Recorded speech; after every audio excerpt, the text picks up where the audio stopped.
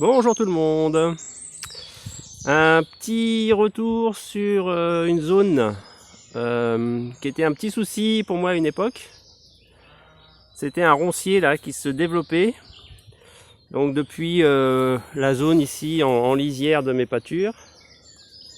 On voit là au niveau des arbres des ronces qui font déjà bien, qui font leur bon mètre de haut là.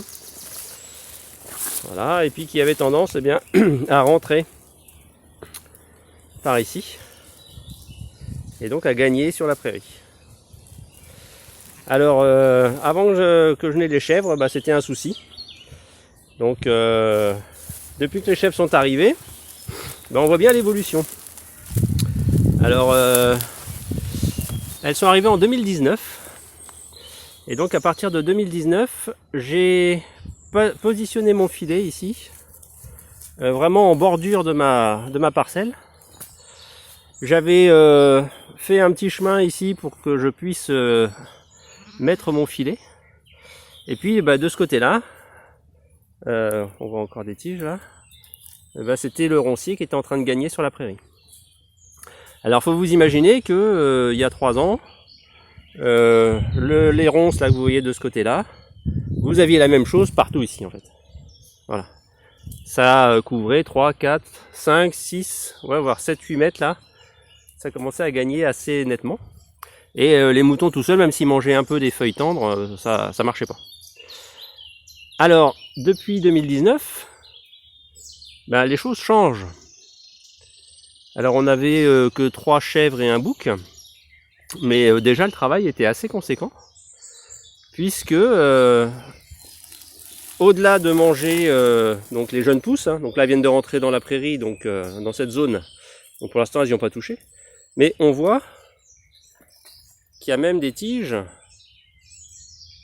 quasiment toutes les tiges en fait, sont même cassées, consommées, coupées net, quoi. Alors en fait elles agissent de 2 manières. En consommant le bout des tiges, ça limite la possibilité pour la fougère, la ronce de rentrer dans le sol, d'avancer, parce qu'en fait la ronce, ça fait un système comme ça, elle met, on le voit bien ici, une vieille là, elle pousse, puis après par son poids elle va tomber, et puis elle va arriver au sol, ici, et puis elle va s'enraciner, et puis elle va redémarrer. Voilà, donc elle fait un peu des sauts de puce comme ça. Enfin c'est des sauts de puce qui peuvent faire facilement 1,50 m, 2 mètres.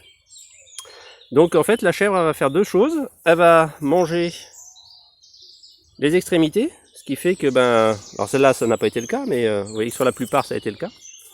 Une fois que la ronce est coupée là, il faut qu'elle repousse de nouveau.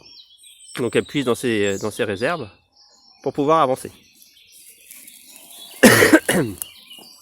Deuxième effet, en fait la chèvre va manger les feuilles. Et donc en mangeant les feuilles, elle coupe le carburant de croissance de la plante, puisqu'elle ne peut plus faire sa photosynthèse, accumuler des sucres et assurer sa croissance. Voilà. Et donc c'est relativement efficace, puisque nous sommes en 2022, donc en moins de 3 ans, puisqu'elle s'est arrivée au mois de mai, on est encore qu'au mois d'avril, cette zone-là, finalement, se réouvre. Et en se réouvrant, on va laisser la place à de l'herbe qui avait quasiment disparu puisqu'elle était étouffée. Et donc l'herbe c'est plutôt le domaine des brebis. Donc les chèvres ont eu à la fois à manger et se sont fait plaisir avec les ronces là. Alors elles mangent pas tout d'un coup, L'idée c'est pas d'éradiquer tout d'un seul coup, mais vraiment de permettre aux ronciers, de ne plus permettre aux ronciers de se développer, tout en assurant une alimentation pour les chèvres. Et redonner de l'alimentation pour les brebis, puisque là, de la bonne petite herbe bien tendre se remet à pousser, puisqu'elle a à nouveau accès à la lumière. Voilà, donc ça c'est pas mal. Alors bon, on pourrait dire ça aurait été aussi vite avec de la mécanisation, un broyeur et puis on n'en parle plus. Alors moi j'ai abandonné cette idée-là, à partir du moment où on sait que les ronciers, c'est un endroit où adorent se mettre les rainettes. Voilà, les petites grenouilles vertes là, arboricoles. Donc ça m'est arrivé, moi, et ce jour-là j'ai décidé d'arrêter le broyage, de vouloir éradiquer un roncier qui me gênait pas plus que ça, mais bon voilà, ça faisait pas propre, entre guillemets.